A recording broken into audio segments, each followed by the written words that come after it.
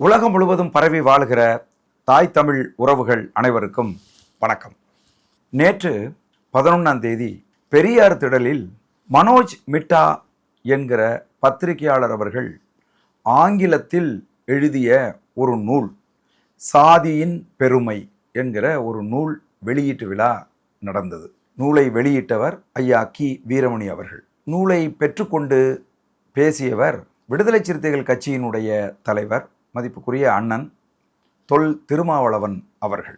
அண்ணன் அவர்கள் அந்த நூலை குறித்து பேசிவிட்டு அந்த நூலில் இருக்கக்கூடிய செய்திகள் குறித்து பதிவு செய்துவிட்டு போயிருந்தால் எனக்கு இந்த காணொளியை பதிவு செய்ய வேண்டிய தேவை ஏற்பட்டிருக்காது. மாறாக அந்த நூல் குறித்து பேசிக்கொண்டு வருகிற போதே நாம் தமிழர் கட்சி குறித்து அவர் ஒரு தாக்குதலை தொடுக்கிறார். பெரியார் பாசறையில் பயின்றதால் நான் திமுகவை ஆதரிக்கிறேன் என்று சொன்னவர் ஒரு சீட்டு 2 சீட்டுக்கு நான் திமுகவின் கொத்தடிமையாக நிற்பதாக சில பேர் சொல்றாங்க. அது கூட இல்லாமத்தானே நீ வெளியில இருந்து நிக்கிற, ஒரு கவுன்சிலர் சீட்டு கூட உன்னால ஜெயிக்க முடியல அப்படின்னு. திமுகவோட இருந்து நம்ம பதவி பெறலாங்கிறதுக்காக இல்ல, நான் பெரியார் பாசறையில் பயின்றவன் என்பதனால் திமுகவை நான் ஆதரிக்கிறேன், அவ்வளவுதான். Very simple. உடனே திமுகவுக்கு கொத்தடிமை, திமுகவிட்ட 2 சீட்டு 3 சீட்டு அது கூட உன்னால வாங்க முடியாம தான் நீ கிடைக்கிற வெளியில. ஒரே ஒரு கவுன்சிலர் சீட்ல கூட உன்னால ஜெயிக்க முடியலையே, அதுல என்ன பெருமை? பாலிடிக்ஸ்ல ஸ்ட்ராட்டஜி தான் முக்கியம். அண்ணன் மதிப்புக்குரிய திருமாவளவன் அவர்கள் சொல்றாங்க. இப்ப நம்ம என்ன கேட்கிறோம், உங்க கட்சியில் இருக்கக்கூடிய 2ஆம் கட்ட தலைவர்கள் அல்லது கட்சியிலே பயணிக்கக்கூடிய தம்பிகள் வேற யாராவது இதை பேசியிருந்தால் நாங்கள் இது குறித்து இதுக்கு பதில் சொல்லணும் அப்படின்னு நாங்கள் நினைச்சிருக்க மாட்டோம். பெரியார் பாசறையில் பயின்றதால் நீங்கள் திமுகவோடு இருக்கிறீங்க அப்படின்னு சொன்னா, அப்ப அண்ணா திமுகவோட இருந்தீங்களே, அதுவும் பெரியார் பாசறையில் பயின்றதால் தான் இருந்தீர்களா? திமுகவை கண்ணாடி விரியன் என்று சொன்னால் அண்ணா திமுக கட்டு விரியன் என்று இந்த திராவிட கட்சிகளை மிக கடுமையாக விமர்சித்தீர்களே, நீங்கள் பெரியார் பாசறையில் பயின்றதால் தான் அப்படி மிக கடுமையாக விமர்சித்தீர்களா? கலைஞர் கருணாநிதி அவர்களை நீங்கள் எந்தெந்த வகையிலெல்லாம் கடந்த காலத்தில் நீங்கள் விமர்சிச்சு இருக்கிறீங்க சொல்லுங்க பார்ப்போம். இணையதளங்களை எடுத்து ஆதாரங்களை நாங்கள் போட வேண்டுமா? அதுக்கப்புறம் நீங்க சொல்றீங்க அதனால தானே நீ வெளியில இருக்க அப்படின்னு நீங்க சொல்றீங்க. மதிப்புக்குரிய அண்ணன் தொல் திருமாவளவன் அவர்களை, நீங்கள் ஒரு நூல் எழுதியிருக்கீங்க, எது தமிழ் தேசியம் என்கிற நூல் நீங்க எழுதியிருக்கீங்க. அந்த நூல்ல நீங்க சொல்றீங்க, என்ன சொல்றீங்கன்னா பக்கம் 59 சொல்றீங்க, என்ன சொல்றீங்கன்னா, தமிழ் மண்ணை தமிழன்தான் ஆள வேண்டும் என்கிற எண்ணம் தமிழனிடத்திலே இல்லை. தமிழ் மண்ணை தமிழன்தான் ஆள வேண்டும் என்கிற எண்ணம் தமிழனிடத்திலே இல்லை அப்படின்னு நீங்க தான் பதிவு பண்ணியிருக்கீங்க. அதனாலதான் நடிகன் எல்லாம் நாட்டை ஆள வேண்டும் என்று வருகிறான். விஜயகாந்த் என்கிற தெலுங்கன் நாட்டை ஆள வேண்டும் என்று நினைக்கிறான். ரஜினிகாந்த் என்கிற மராட்டியன் நாட்டை ஆள வேண்டும் என்று துடிக்கிறான். அவர்களுக்கு எந்த அச்சமும் இல்லை. காரணம், தமிழ் நிலத்தை தமிழர்கள் ஆள வேண்டும் என்கின்ற எண்ணம் அவர்களுக்கு இல்லை அப்படின்னு நீங்க பதிவு செஞ்சிருக்கீங்க. உங்களுக்கு தமிழ்நாட்டை ஆள வேண்டும், தமிழகத்தின் முதலமைச்சராக வர வேண்டும் அப்படிங்கிற எண்ணம் உங்களுக்கு இல்லை அண்ணா. அதனால நீங்க போய் திமுகவோடு கூட்டணி சேரலாம், அண்ணா திமுகவோடு கூட்டணி சேரலாம். கூட்டணி இல்லாமல் உங்களால் அரசியலை சிந்தித்து கூட பார்க்க முடியாது. நாம் தமிழர் கட்சியினுடைய தலைமை ஒருங்கிணைப்பாளர் என்னுயிர் அண்ணன் செந்தமிழன் சீமானுக்கு தமிழ் நிலத்தை தமிழர்தான் ஆள வேண்டும் என்கிற கொள்கையும் கோட்பாடும் கொண்டு அவர் அரசியல் செய்து கொண்டிருக்கிறார். திமுகவோடு கூட்டணிக்கு போனா சீட்டுகள் கிடைக்கும். அது 2 சீட்டா இருக்கலாம், 5 சீட்டா இருக்கலாம், சீட்டுகள் கிடைக்கும். திமுகவோடு கூட்டணிக்கு போனா நாடாளுமன்றத்தில் 2 சீட்டு கிடைக்கும். ஆனா தமிழ்நாட்டை தமிழன் ஆளணும் அப்படின்னு சொல்றீங்களே, நீங்க ஆட்சி அதிகாரத்துக்கு வர முடியுமா திமுகவோட கூட்டணிக்கு போய்? நான் கேட்கிறேன். அப்ப புத்தி கூர்மையோடு அறிவு நுட்பத்தோடு நீங்க சிந்திக்கணும். நீங்க என்ன சொல்றீங்க, அரசியலில் யுத்தி தான் முக்கியம், அரசியலில் தந்திரம் தான் முக்கியம், ஸ்ட்ராட்டஜி தான் முக்கியம் அப்படின்னு நீங்க சொல்றீங்க. நாங்கள் அதை ஏற்கிறோம். அதனாலதான் நாங்க தனிச்சு நிக்கிறோம். ஒரு மாநிலத்தினுடைய முதலமைச்சரா வரணுங்கிற கனவு உங்களுக்கு இல்லை. அதனாலதான் நீங்க ஓடி கூட்டணியில நிக்கிறீங்க. கூட்டணியில நின்றால் ஒரு மாநிலத்தின் முதலமைச்சரா வர முடியுமா? சொல்லுங்க பாப்போம். நாங்களும் அது போல கரைந்து போக வேண்டுமா? நீங்க எழுதியிருக்கீங்களே, தமிழ்நாட்டை தமிழன் தான் ஆளணும் என்கிற கனவு தமிழனுக்கு இல்லை என்று எழுதியிருக்கிறீர்களே, உங்களுக்கு முதல்ல இருக்கா? உங்களுக்கு முதல்ல இருந்திருந்தா இப்படி ஓடி கூட்டணின்னு நின்று இருப்பீங்களா? நான் கேட்கிறேன். கூட்டணி இல்லாமல் தனித்து நிற்கிறவனை பார்த்து ஏளனமா பேசுறீங்க. அதுக்கப்புறம் கேட்குறீங்க ஒரு கவுன்சிலர் கூட அதனாலதான் ஜெயிக்க முடியலன்னு. இத உங்க கட்சியில இருக்க யாராவது படிக்காத, சிந்திக்க தெரியாத அடிமட்ட தொண்டர்கள் கேட்டிருந்தால் எங்களுக்கு கவலை இல்லை, கடந்து போயிருப்போம். நீங்க கேக்குறீங்க பாருங்க, தனித்து நிற்கிற ஒரு கட்சியை பார்த்து நீங்க கேக்குறீங்க பாருங்க. அதுவும் எப்படி 1% 4% ஆக்கி, 4% 7% ஆக்கி, 7% 8.22% ஆக்கி, இன்றைக்கு இந்திய நிலப்பரப்பில் தேர்தல் ஆணையத்தின் அங்கீகாரத்தை தனித்து நின்று பெற்ற ஒரு கட்சியை பார்த்து நீங்க கேக்குறீங்க ஒரு கவுன்சிலர் கூட இல்லைன்னு. கூட்டணியில போய் நின்னுகிட்டு ஒரு எம்பி செய்கிறது, பணம் கொடுத்து மக்களுடைய வாக்கை விலக்கி வாங்குறது, கோட்டரும் கோழி பிரியாணியும் வெக்கம் இல்லாமல் வாங்கி கொடுப்பது, கூட்டணி கிட்ட போய் பிச்சை எடுத்து நின்று கால் கெடுக்க நின்று நீங்க பேசியிருக்கீங்களே. மக்கள் நல கூட்டணி ஆரம்பித்து மேடைகளில பேசும்போது நீங்கள் திமுகவிடம் கூட்டணியிலே இருந்த போது 1 சீட்டு 2 சீட்டுக்கு எப்படி போய் காத்து கிடக்க வேண்டும், எப்படி போய் தன்மானத்தை இழந்து எப்படி நிக்கணும்னு நீங்க பேசியிருக்கீங்களே. அதுபோல நாங்கள் தன்மானத்தை இழந்து கூட்டணிக்கு போய் 1 சீட்டு 2 சீட்டுக்கு கால் கடுக்க கூனி குறுகி நிக்கணுமா? நான் கேட்கிறேன். இதெல்லாம் நாங்க பேசல, நீங்க பேசுனது. சரிங்களா? இதெல்லாம் மறந்துட கூடாது. அதே மாதிரி நீங்க சொல்றீங்க என்ன தலித் அப்படின்னு சொல்றாங்க, பொது தலைவரா என்ன ஏற்கல, என்ன என்ன சொல்றாங்க, பறையர்களுக்கானவர் என்று சொல்லுகிறார்கள் என்று நீங்க ஒரு குற்றச்சாட்டை வைக்கிறீங்க. ஆனா நீங்க எழுதியிருக்கக்கூடிய அந்த எது தமிழ் தேசியம் என்கிற நூலில் 29வது பக்கத்துல நீங்க எழுதியிருக்கீங்க. என்ன எழுதியிருக்கீங்கன்னா, நாடாளுமன்ற தேர்தலின் போது திமுக தலைவர் கலைஞர் கருணாநிதி அவர்கள் செய்தியாளர்களிடத்திலே ஒரு கருத்தை சொன்னார். திருமாவளவன் பிஆர்களுக்கு தலைவர், கிருஷ்ணசாமி பிஎல்களுக்கு தலைவர் என்று சாதியை குறிப்பிட்டு சொன்னார் அப்படின்னு நீங்க சொல்லியிருக்கீங்க. நாடாளுமன்ற தேர்தலின் போது செய்தியாளர்களை சந்தித்த கலைஞர் கருணாநிதி அவர்கள் திருமாவளவன் பிஆர்களுக்கான தலைவர், அதாவது பறையர்களுக்கான தலைவர், கிருஷ்ணசாமி பிஎல்களுக்கான தலைவர், அதாவது தேவேந்திர குல வேளாளர்களுக்கான தலைவர் அப்படின்னு சொன்னாரு அப்படின்னு சொல்லி நீங்க தான் இந்த புத்தகத்துல பதிவு செஞ்சிருக்கீங்க. அப்ப உங்களை பறையன், நீங்கள் பறையர்களுக்கான தலைவர் என்று சொன்னது திராவிட மாடல், திராவிட கலைஞர் மு கருணாநிதி சொல்லியிருக்கார். நீங்க யார் மேல வருத்தப்படுறீங்க? என்னை பறையன் என்று சொல்லுகிறார்கள், என்னை பறையருக்கான தலைவர் என்று சொல்லுகிறார்கள், நீங்க யார் மேல வருத்தப்படுறீங்க? நான் கேட்கிறேன். அதே மாதிரி நீங்க சொல்றீங்க இந்த மாதிரி திராவிடத்தை எதிர்ப்பது என்பது அன்பேத்கரியத்தை எதிர்ப்பது அப்படின்னு நீங்க சொல்றீங்க. யாரு நான் திராவிடத்தை முதல்ல எதிர்த்தது இந்த நிலப்பரப்புல? நாங்க இப்ப சொல்றோம் எது தமிழ் தேசியம் அப்படிங்கிற நூல்ல 58வது பக்கத்துல நீங்க சொல்றீங்க, என்ன சொல்றீங்கன்னா, திராவிடத்தை எதிர்ப்பது என்பது அம்பேத்கரினுடைய கருத்துக்களை அம்பேத்கரை எதிர்ப்பதற்கு இணையானது என்று ஒரு குற்றச்சாட்டை, ஒரு கருத்தை பதிவு செய்யறீங்க.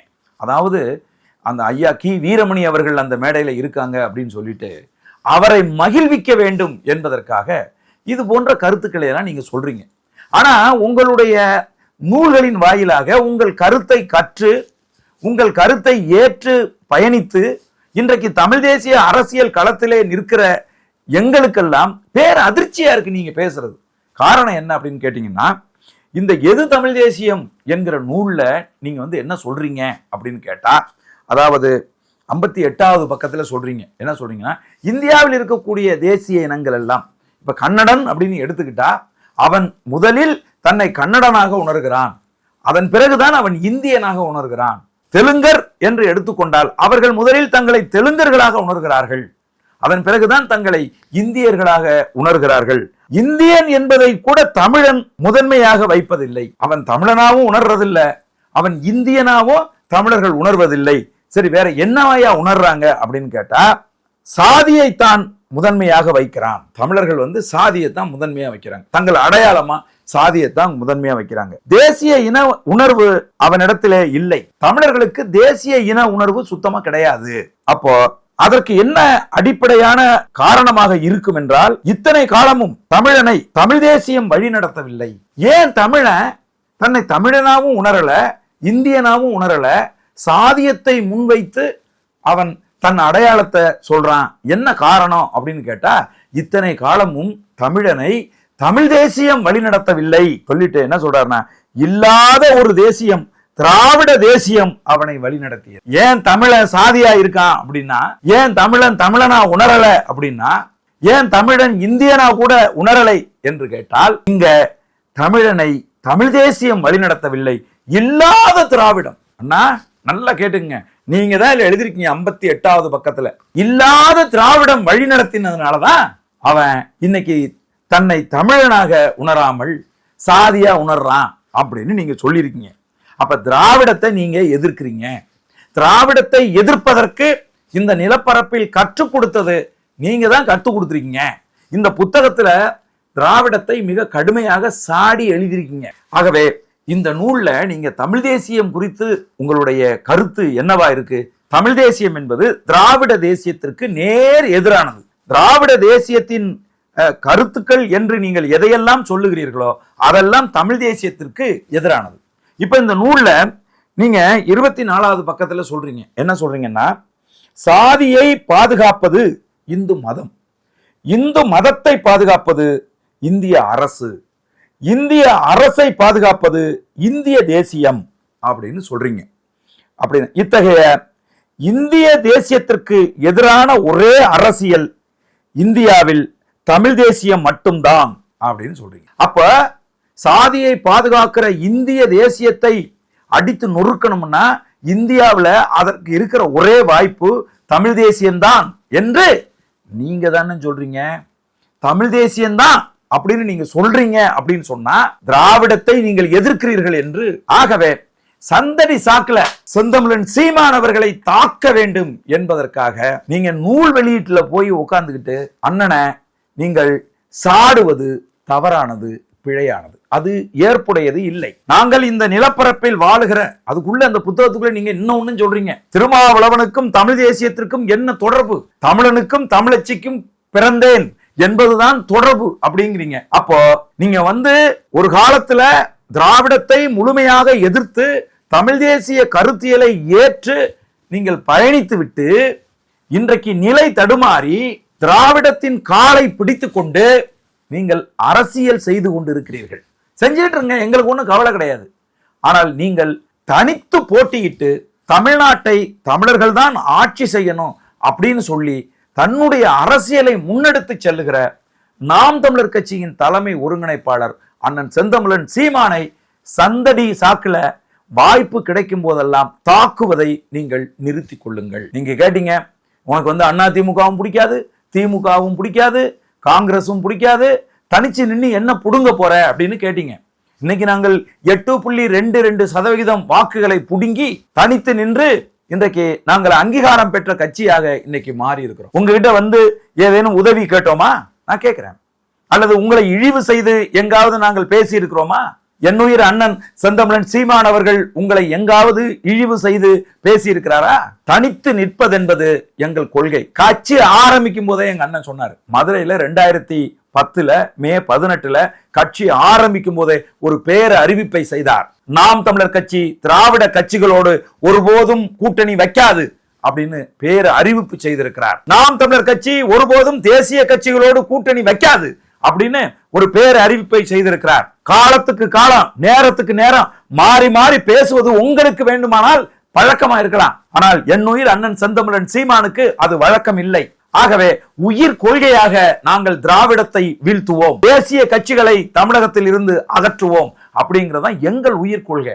அதனால நாங்க தனிச்சு நிக்கிறோம். நீங்க உங்க கட்சியினுடைய கடைநிலை ஊழியர் போல நீ ஒரு கவுன்சிலர் கூட வரல என்று கேட்பது சிந்திக்க திராணியற்ற ஒருத்தர் கேட்கிற கேள்வி போல இருக்கு. தமிழ்நாட்டுல காசை வாரி கொட்டுறான், தமிழ்நாட்டுல கூட்டணி அமைச்சுக்கிறான். இந்த பக்கம் ஒரு 15 கட்சி கூட்டணி, இந்த பக்கம் ஒரு 15 கட்சி கூட்டணி அமைச்சுக்கிட்டு தேர்தல் களத்தை ஜனநாயகத்தை கொலை செய்து விட்டு ஜனநாயகத்தினுடைய அடிப்படையில் களத்தில் நிற்கிற ஒருத்தரை முந்தா நாள் டெல்லியில அங்கீகரிக்கப்பட்ட கட்சிகளினுடைய கூட்டம் நடந்துச்சு. அந்த கூட்டத்தில் எங்களுடைய தலைமை நிலைய செயலாளர் மதிப்புக்குரிய தம்பி செந்தில்குமார் கலந்துகிட்டார். அங்கு வந்த தலைமை தேர்தல் அதிகாரி ஏன் செந்தமிழன் சீமான் வரவில்லையா என்று கேட்டுவிட்டு நாம் தமிழர் கட்சியை மனதார பாராட்டி இருக்கிறார். நாம் தமிழர் கட்சி தான் இந்திய தேர்தல் ஆணையத்தினுடைய கொள்கைகளை நேரடியாக கடைபிடித்து ஜனநாயகத்தை பாதுகாக்கிற ஒரு கட்சி இந்தியாவில் நாம் தமிழர் கட்சி தான். நாம் தமிழர் கட்சி ஓட்டுக்கு காசு கொடுக்காது. நாம் தமிழர் கட்சி இங்கு மரங்கள் மாநாடு நடத்தி இருக்கிறது. நாம் தமிழர் கட்சி மாடுகளுக்காக மாநாடு நடத்தி மேய்ச்சல் நிலங்களின் எங்கள் உரிமை என்று போராடி இருக்கிறது என்றெல்லாம் அவர் சுட்டி காட்டி பேசியிருக்கிறார். நான் இந்த அழைப்பை ஏற்று இந்த நிகழ்வுக்கு செந்தமிழன் சீமான் வருவார், அவரோடு சென்று ஒரு தேநீர் பருகலாம் என்று நினைத்திருந்தேன் என்று தன் விருப்பத்தையும் அவர் வெளிப்படுத்தி இருக்கிறார். ஏன் விடுதலை சிறுத்தைகள் ஏன் சொல்லல அவரு? ஏன்னா நீங்க குட்டையில ஊர்ன மட்டை தேர்தல் களத்தில் ஓட்டுக்கு காசு கொடுக்கிற இழிவான வேலை செய்கிற கும்பல்ல நீங்களும் ஒருத்தர், கூட்டணி என்கிற அந்த அழுக்கை தூக்கி சுமக்கிற ஒருத்தர். நீங்க எதுக்கு கூட்டணிக்கு போறீங்கன்னு எங்களுக்கு தெரியாதா? சட்டமன்றமாக இருந்தால் ஒரு சீட்டுக்கு 10 கோடி, இதுவே நாடாளுமன்றமா இருந்தா ஒரு சீட்டுக்கு 20 கோடி. இதைத்தான் திமுக கொடுக்குது. இதைத்தான் எங்க ஐயா மதிப்புக்குரிய தோழர் முத்தரசன் அவர்கள் உலகத்துக்கு மேடை போட்டு சொன்னாரு. நாங்க மட்டுமா காசு வாங்கினோம், தொல் திருமாவளவன் அவர்களும் காசு வாங்கினாங்க, ஜவஹர்லா அவர்களும் காசு வாங்கினாங்க, சிபிஎம்மும் காசு வாங்குச்சு, ஐயா வைகோ அவர்களும் காசு வாங்கினாங்கன்னு சொல்லி மேடையில வச்சு உங்களை எல்லாம் அவமானப்படுத்தி விட்டார் முத்தரசன் அவர்கள். அப்ப நீங்க இதெல்லாம் பத்தி பேசவே கூடாது. கொஞ்சமாவது உங்களுக்கு சிந்திக்கிற திறன் இருந்தால் பொது வெளியில் காசு வாங்கியதை ஒருத்தர் சொல்லி நம்மை அவமானப்படுத்தி விட்டார். ஆகவே நம்ம அந்த கூட்டணியை பத்தி பேசக்கூடாது. கூட்டணின்னு சொன்னா என்னமோ நேர்மையா நீங்க எல்லாம் இருக்கிறது மாதிரியும், மக்களை வந்து மக்களுக்கு உழைப்பதற்காக நேர்மையா வந்து மக்கள்கிட்ட நிக்கிறது மாதிரியும் பேசுறீங்க. கூட்டணியில் இருந்து கொண்டு திமுகவிடம் கையேந்தி பிச்சை எடுத்தீர்களா இல்லையா? இல்லைன்னு உங்களால மறுக்க முடியுமா? அப்ப முத்தரசன் அவர்கள் பொய் சொல்றாங்களா? நான் கேட்கிறேன். அப்ப அந்த கூட்டணி தலைமையேற்ற கட்சி போடுகிற பிச்சைக்காகத்தானே நீங்கள் கூட்டணிக்கு போறீங்க. தனிச்சு நிக்கிறது அப்படிங்கிறதுக்கான ஒரு நெஞ்சுரம் வேணும். தனிச்சு நிற்பதற்கு தனித்த கொள்கைகள் வேண்டும். மக்கள் மன்றத்தில் மக்களை சந்தித்து உண்மையை பேசணும். மக்களுக்கு குறைஞ்சபட்ச நேர்மையா இருக்கிறதுக்கு பழகணும். அப்பதான் தனிச்சு நிக்க முடியும். தனிச்சு நிற்பவர்களை கிண்டலும் கேலியும் செய்வதை நிறுத்திக் கொள்ளுங்கள். எங்களுடைய நோக்கம் ஒரு கவுன்சிலர் ஆகிறது இல்ல, எங்களுடைய நோக்கம் 4 எம்எல்ஏ ஆகிறது இல்ல, எங்களுடைய நோக்கம் 2 எம்பி ஆகிறது இல்ல, எங்களுடைய நோக்கம் தமிழ்நாட்டை ஆள வேண்டும் என்பதுதான். எங்கள் அண்ணன் செந்தமிழன் சீமான் தமிழகத்தின் முதலமைச்சரா வரணும் அப்படிங்கிறது தான் எங்க கனவு. புரியுதுங்களா? அதனால நாங்க 2 சீட்டுக்கும் 3 சீட்டுக்கும் 10 சீட்டுக்கும் 5 சீட்டுக்கும் போய் எவன் காலையும் பிடிச்சுக்கிட்டு நிக்க வேண்டிய அவசியமோ தேவையோ எங்களுக்கு கிடையாது. தமிழ்நாட்டில் இருக்கக்கூடிய 234 தொகுதிகளும் எங்களுக்கு சொந்தமானது. 117 பெண்களை நிறுத்துவோம், 117 ஆண்களை நாங்கள் நிறுத்துவோம். நாங்க போய் யாருகிட்டையும் வந்து எங்களுக்கு இத்தனை சீட்டு கொடுன்னு சொல்லி கூட்டணிக்கு வர வேண்டிய தேவை இல்லை. நீங்க கூட்டணிக்கு போனீங்கன்னா போங்க, அவங்க கொடுக்கிற பிச்சை காசை வாங்கிக்கிங்க, அதோட நிறுத்திக்கிங்க. எதுக்கு எங்களை உரண்டை இழுக்கிறீங்கன்னு நான் கேட்கிறேன். அதனாலதான் நாங்க இன்னைக்கு வந்து இந்த காணொலியவே பேச வேண்டி இருக்கு. பொறுத்து பொறுத்து நாங்களும் எத்தனையோ விதமாக பொறுத்து செல்லுகிறோம். கடும் வார்த்தைகளை பேசுவது, அவனை இவனை என்று பேசுவது, என்ன புடுங்கின என்று கேட்பது, இது போன்ற வார்த்தைகள் எல்லாம் ஒரு மூத்த அரசியல் கட்சி தலைவர், படித்த பண்புள்ள ஒரு அரசியல் கட்சி தலைவர், ஏன் இந்த வார்த்தைகள்லாம் வருது உங்களுக்கு? ஏன் பொறாமப்படுறீங்களா? நாம் தமிழர் கட்சியினுடைய வளர்ச்சி உங்களை அப்படி பேச வைக்குதா? நான் கேட்கிறேன். அதனால தயவு கூர்ந்து உங்கள் மீது நாங்கள் அதிகம் மரியாதை வைத்திருக்கிறோம். எங்களுடைய செயல்பாடுகளில் நாங்கள் ஏதேனும் தவறு செய்கிறோம், பிழை செய்கிறோம், மக்கள் மன்றத்தில் நாங்கள் தவறாக பேசுகிறோம் என்று சொன்னால் நீங்கள் சுட்டிக்காட்டுங்கள். அதை நாங்க வந்து ஏன் நீ எங்களை பத்தி நீ பேசுற அப்படின்னு நாங்க கேட்கல. ஆனா நீ ஏன் கூட்டணிக்கு வரலன்னு கேட்கறது, அதுக்கப்புறம் கூட்டணியில விட்டு வெளியில போய் நிக்கிறதுக்கு ஏதோ கூட்டணிக்குள்ள இருக்கிறதுக்கு ஒரு தகுதி இருக்கிறது மாதிரியும், கூட்டணியை விட்டு வெளியில நிக்கிறது வந்து தகுதி இல்லாதது மாதிரியும் மேடையில பேசுறது, அப்புறம் வந்து ஒரு கவுன்சிலர் கூட வரல அப்படின்னு சொல்லி சிந்திக்க மறுப்பவர்கள் பேசுவது போல பேசுவது, இதையெல்லாம் தயவு செய்து அண்ணன் மதிப்புக்குரிய தொல் திருமாவளவன் அவர்களை நீங்கள் வந்து நிறுத்திக்கங்க. இது உங்களுடைய தகுதிக்கு, உங்களுடைய அறிவுக்கும் ஆற்றலுக்கும் பொருத்தமான பேச்சு இது இல்லை. ஆகவே நாங்க வந்து எங்களுடைய கொள்கையின்படி, எங்களுடைய கோட்பாட்டுப்படி நாங்கள் மக்களை சந்தித்து தொடர்ச்சியாக மக்கள் மன்றத்தில் வேலை செய்து கொண்டிருக்கிறோம். எங்களுக்கு மக்கள் ஆதரவு கொடுக்கிறாங்க. அதன் அடிப்படையில நாங்கள் ஒவ்வொரு தேர்தலையும் நாங்கள் சந்தித்து கொண்டிருக்கிறோம். கூட்டணிக்கு வரலைங்கிற கவலை எங்களுக்கு கிடையாது. நான் ஒரே ஒரு கேள்வி மட்டும் கேட்கிறேன். மதிப்புக்குரிய அண்ணா, கூட்டணியில் இருந்து நீங்கள் சாதித்தது என்ன? திண்டிவனத்துல பட்டியல் சமூகத்தை சேர்ந்த ஒரு கவுன்சிலரை ஆதிக்க சாதி கவுன்சிலர்கள், அங்க முதன்மையா இருக்கக்கூடிய அந்த பெருமன்ற தலைவர் எல்லார் கால்லையும் வந்து விழச் சொன்னாங்க. அதை வந்து நீங்க தட்டி கேட்க முடிந்ததா? அதற்கான ஒரு கடும் நடவடிக்கையை உங்களால வந்து எடுக்க முடிஞ்சதா? வேங்கை வயல்ல மலம் கலந்த தண்ணியை எவன் குடித்து கொண்டிருந்தானோ அவன்தான் மலத்தை கலந்தான்னு சொல்றாங்களே, அதுல நியாயத்தை பெற முடிந்தது அவங்களால? ஆளுங்கட்சியில் கூட்டணியில தானே இருக்கீங்க. நான் கேட்கிறேன், மலத்தை கலந்துட்டு அதே தண்ணியை எவனாவது குடிப்பானா? யோசிங்க. இந்த தமிழகத்தில் எத்தனை ஆணவ படுகொலை நடக்குது சொல்லுங்க. இந்த மேல்பாதி கோயிலுக்குள்ள வந்து விட மாட்டேங்கிறாங்க. நீங்க ஆளுங்கட்சி கூட்டணியில தானே இருக்கீங்க. உங்களால என்ன செய்ய முடிஞ்சுது? நான் கேட்கிறேன். அப்போ ஆளும் கட்சி கூட்டணியில் இருந்து கொண்டு ஆளுங்கட்சியை எதிர்த்து பேசுகிற, ஆளுங்கட்சியோடு போராடி வெல்லுகிற பண்பை நீங்கள் கூட்டணியில் இருப்பதால் தான் இழந்து நிற்கிறீர்கள். அதை நீங்க வந்து புரிஞ்சுக்குங்க.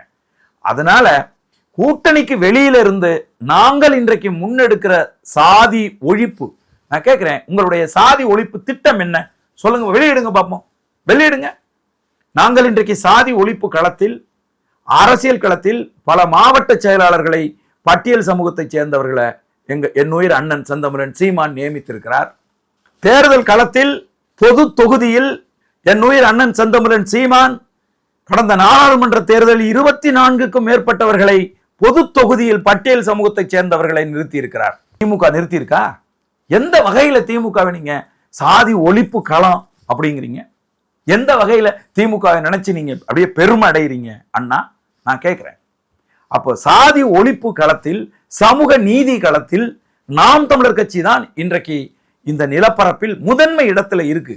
அதையெல்லாம் நீங்க ஏற்காம நீ கூட்டணிக்கு வரல, நீ கூட்டணிக்கு வரலன்னா நாம் தமிழர் கட்சியை கூட்டணிக்கு இழுத்து சிதைக்கணும்னு நீங்க கனவு காண்றீங்களா?